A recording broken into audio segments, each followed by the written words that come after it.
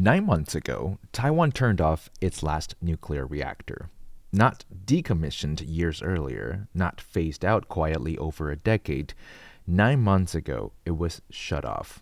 And it was decided by the whole nation on May 17th, 2025. The lights stayed on. The policy was complete. Taiwan has officially become a nuclear-free homeland. And this week, the government signed a contract with an American company, Westinghouse, to check if the plant still works. That's the story right here. Not the Middle East war, not the oil price, not the record export numbers, or the overheating economy, or the stock market's second best day in history.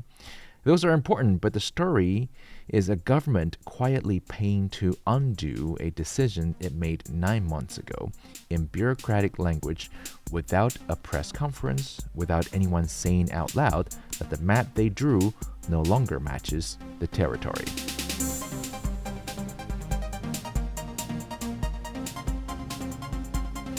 Hi, you're listening to Beyond the Reefs, a show produced by Radio Taiwan International. Here we talk about socioeconomic issues that are faced by Taiwan and their broader impact around the world beyond the reefs of this island nation. It's been a total standstill for days in the Strait of Hormuz, a global choke point that a fifth of the world's oil must pass through. Iran, somewhere beyond these waves, has blocked the strait after more than a week of U.S. and Israeli strikes. Iran has threatened ships trying to break the blockade and started laying mines. U.S. promises of a naval escort haven't yet materialized, and so ships like these sit at anchor, the crews unsure when or if they'll get through. With the world facing an oil crunch and soaring prices, the International Energy Agency, or IEA, has come out with an unprecedented response. I can now announce that IEA countries have unanimously decided to launch the largest ever release of emergency oil stocks in our agency's history. 400 million barrels, more than twice what it released after Russia's 2022 invasion of Ukraine. Iran's leadership, though, says moves like this won't stop an oil shock, and it's vowed not to let even a liter of oil from the region reach the U.S. or Israel in particular. You will not be able to keep oil and energy prices artificially low through economic life support. As we have already warned, if the war spreads across the region, expect oil to reach $200 per barrel. Oil prices follow the level of security in the region, and the source of that insecurity is you. For his part, U.S. President Donald Trump says he has already won the war, that oil prices will come down, and that the U.S. will soon wrap up its objectives in Iran. But oil prices are already coming back down, and it's going to come down, but we're not leaving until that job is finished, and it's going to be very fast. Israel, though, has not used phrases like very fast, leaving the question of when peace will come open-ended. This operation will continue without any time limit as long as necessary until we achieve all the objectives and win the campaign. And on the ground in the Middle East, the war seems far from won by anyone, as missiles soar across the region and strikes hit targets, including civilian ones. Rescuers search for survivors after a strike on a Tehran street. Iran says strikes have killed over 1,300 civilians in its territory. These include a strike on a girls' elementary school in the south of the country that killed more than 170, mostly children. Iran says the U.S. was behind the strike. And on Thursday, the New York Times reported that an initial inquiry by the Defense Department has found the U.S. military was responsible. Meanwhile, strikes on oil infrastructure, like these fuel tankers in Iraqi waters, show this war isn't giving any signs of slowing down, as the world's energy supply hangs in the balance. Let's start with the good news, shall we? Because there's actually quite a bit of it this week. Taiwan's economy flashed red for the second straight month in January. And I don't mean red as in danger. I mean red as in the NDC, the National Development Council, Taiwan's basically development arm of the government, their monitoring gauge, which uses a 5-color system to track the economy. Red means overheating. It means the economy is running hotter than the model expects. And the gauge has 9 components: stock prices, exports, manufacturing, business sentiment, and most of them are pointing up. 39 points in January and up 38 in December. Then there's the export number. Taiwan's export for January and February. When we talked about January last week, this week, of course, we're talking about February because, it's finally wrapped up. And in the first week of the March month, that we got more numbers to look at. So Taiwan's export for January and February together came in at 115 billion US dollars. That's up 44% over the same period last year, and the highest January-February growth in 16 years. Electronics and information technology alone, the semiconductors, the AI chips, the servers, accounted for, get this, 76% of the total. That's roughly 88 billion US dollars, up roughly 61% year on year. And then there is Taiwan's Titan semiconductor manufacturer, TSMC. February sales is about 10 billion US dollars, the highest February on record, up 22.2% from a year ago. Analysts attribute it to sustained demand for the company's 3nm chips from really buyers around the world, and it sits at the heart of every serious AI system being built right now. NVIDIA alone contributed roughly 19% of TSMC's total revenue in 2025. The stock market, after a rough start to the week, posted its second biggest single-day gain ever on Wednesday, nearly 1,350 points. TSMC alone contributed about 720 points to the index's rise, so more than 50%. Overheating economy is definitely happening. Record exports, record chip making sales, second best market day in history, all happened this week. The island is, by every visible measure, thriving. And now let's pop open and look at what's underneath the hood. That thriving economy runs on 47.8% natural gas and 35% coal. Okay, so that's where the energy comes from. Both imported. Those two fuels together account for over 83% of Taiwan's electricity generation. And here's the number that I want you to hold on to. 57.3%. That is the share of Taiwan's electricity consumed by the industrial sector. Not households, not offices, just industry, over half. That's unusually high for a developed economy. In most wealthy countries, the residential and service sectors grow way faster than industry as the economy matures. Taiwan's going the other direction. Industrial electricity consumption was 51% of the total back in 2008. Now it's 57.3% and rising. Why? Well, you probably already guessed it, and the answer is very simple. Because powering a global AI supply chain turns out to require a lot of electricity. TSMC's fabs, the packaging plants, the server assembly lines, this is not a software economy. It never was. The scale of what AI infrastructure demands has made the energy equation significantly more acute than anyone modeled when the nuclear-free policy was being written. And I want to be careful here. I'm not saying the policy was not quote-unquote good. It was designed for a Taiwan that was frankly startled by 2011's Fukushima nuclear reactor meltdown in Japan. And it wasn't designed for a Taiwan that is making chips at this scale, and certainly not under these geopolitical conditions. The world changed, and the policy might have to as well. And this matters now because of what's happening in the Strait of Hormuz.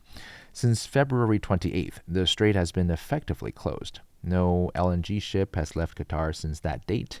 Zero. According to shipping tracker Kepler, not one vessel has cleared the port in over 2 weeks.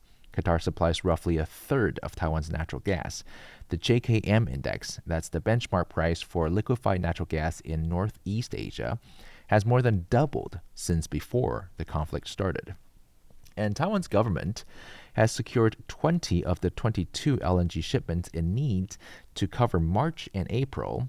The remaining 2 are still being negotiated. Mid-April is when the math runs out. Now zoom out, because Taiwan isn't the only one scrambling. And what's happening at the global level tells us a little bit of something about the scale of what we're dealing with. On Wednesday, the International Energy Agency, the IEA, coordinated with its 32 member nations to release 400 million barrels of strategic oil reserves. The U.S. alone is releasing 172 million barrels. Japan is releasing from its 280 million barrel government reserve. Germany, France, the UK, all participating. 400 million barrels. To put that in perspective, the IEA released 182 million barrels after Russia invaded Ukraine in 2022, and that was considered a major intervention. This week's release is more than double that. It's the largest strategic reserve deployment in history. Oil is still looking up. WTI crude pushed back about $91 a barrel after the announcement. Brent crude above 92. When the largest intervention in history produces no price movement, that's the market telling you something. It's telling you the problem is larger than the tools being employed. And here's the math. 400 million barrels is roughly 4 days of global oil consumption. Measured against Hormuz disruption specifically, the volume that can't move while the strait is closed, it covers about 16 days. Hormuz has already been closed for 2 weeks. The release is, in effect, already spent before it arrives. Compare that to Ukraine. In 2022, the IEA released reserves against disruption from one country. It was painful, but it was contained. Hormuz is different. Roughly 20% of global oil passes through the strait, a third of global LNG. The playbook is the same, but the problem is categorically larger, and it is cascading. The Gulf region produces 8% of global aluminum. Prices rising. Fertilizer prices spiking before planting season. Ethanol demand is rising as a fuel substitute, which is pulling food sugar prices up with it. And semiconductor-grade helium, a third of global supply, comes from the Gulf. There is no strategic helium reserve. Taiwan's chip fabs need it. The government's 5-point stabilization plan doesn't even mention it. So how did other countries in similar position prepare for this? Well, South Korea, for example, their nuclear share of electricity generation sits at around 30%. The government's target is 35% by the end of the decade, with small modular reactors in the pipeline beyond that. South Korea made a political decision to keep nuclear online when the post-Fukushima anti-nuclear sentiment was at its peak, absorbed the political cost, and now has a significantly more resilient energy position than any of its neighbors. Japan went the other direction after Fukushima, mothballed most of its reactors, just as Taiwan did, but in the years since, Japan has reversed course. It has restarted 15 to 16 reactors. This week, Japan's energy minister formally announced the release of strategic petroleum reserves and extended fuel subsidies. But crucially, Japan's nuclear restarts mean its exposure is less acute than it could have been. The most recent restart, the Kashiwazaki-Kariwa plant in Niigata, the world's largest nuclear power station, came back online last month. Both countries made their decisions under enormous public and political pressure. Neither decision was easy. Both countries kept their options alive. Taiwan's number 3 nuclear power plant, the Ma'anshan in Pingdong, was shut down on May 17, 2025. That was the completion of a policy that had been building since the Fukushima disaster in 2011, accelerated under the DPP's nuclear-free homeland commitment. Nuclear's share of Taiwan's energy mix went down from 19% in 2011 to 0. The gap was filled with natural gas and coal. And now, Hormuz is closed. Here's where it starts to get even more uncomfortable. The economic minister said this week that Taipower, Taiwan's state-run power company, will submit a plan after this month to restart the Ma'anshan plant if the equipment is still in good condition and not too much needs replacing. The restart could happen by 2028. A safety inspection is already underway, and Westinghouse has been contracted to assess the generators. Now, Ma'anshan's 2 reactors were decommissioned on May 17, 2025. That's 9 months ago. The equipment that Westinghouse is being paid to inspect, that equipment was operating normally 9 months ago.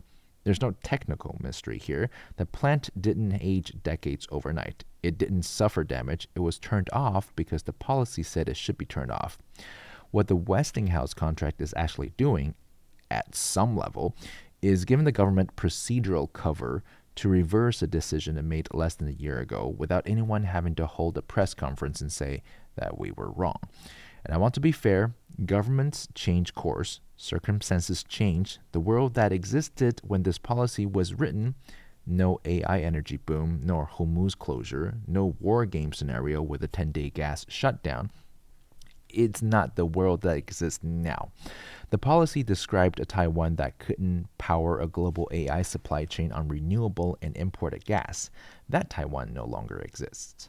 But, and this is the part that matters, the government still hasn't said that openly. The language is all procedural. Taipower will submit a plan, or if equipment is in good condition, or the timeline can be shortened. Nobody has said the nuclear-free homeland policy was designed for conditions that no longer exist, and we're changing it. So the map is being quietly redrawn, and the old map is never officially retired. And here's why the old map was always going to need redrawing, even before the missiles flew. Taiwan's renewable energy build-out was supposed to fill the nuclear gap. Offshore wind, solar. The plan was to get renewable to 20 to 30% of the energy mix by mid-2020s. The actual figure, as of 2025, is 12.7%. Why did it fall short? Well, there are several reasons. Domestic opposition to large-scale development, land constraints, permitting issues, a fairly colorful set of corruption scandals involving what became to known locally as green energy cockroaches. Developers who exploited subsidy structures and land access in the central and southern parts of the island. But underneath all of that, there's a structural problem that doesn't get discussed as clearly as it should. China now controls roughly 80% of the global solar panel and wind turbine supply advantages, and state support have effectively cornered the market for the physical hardware of the renewable transition. What that means, practically, is this. Taiwan's strategy for energy independence through renewables require, at every step, buying components from China, the country Taiwan was trying to be less dependent on. Economically, strategically, it was the same country supplying the panels and turbines Taiwan needed to build that independence. Energy independence through renewables turned out to be, in significant part, energy dependence on a different Chinese supply chain. So the greener Taiwan tries to go, the deeper it walks into a Chinese supply chain, or at least that is how the structure is set up right now. That's not a talking point. That's the supply chain data. And that is perhaps the most constrained choices of all. Not between nuclear renewables, but between two different kinds of dependence on a small island that doesn't have the luxury of choosing neither. So here's where we are. Taiwan's economy is the strongest it's been in 16 years. Its energy position is the most exposed it's been in decades. Those two facts are not unrelated. The AI boom that's driving the exports is the same force that stretched to the energy equation past the point where the old policy could actually hold. The government is restarting a nuclear plant, maybe, that is shut down 9 months ago. And by the way, this was the decision made after a referendum. So the people really made this decision. The tools the world is using to stabilize oil markets just produced the largest reserve release in history, and oil went up anyway. You could read that as a failure of planning, or you could read it as a system finally being honest about its own constraints. The question is whether honest about constraints arrive early enough to matter, or whether it arrives, as it so often does, just after the clock runs out, and if people, as in nations, know how to pivot the right way. Thank you for listening to the show. I'm Joey Chow. Tune in next week to find out more about the socioeconomic issues that are faced by Taiwan and their broader impact around the world beyond the reefs of this island nation.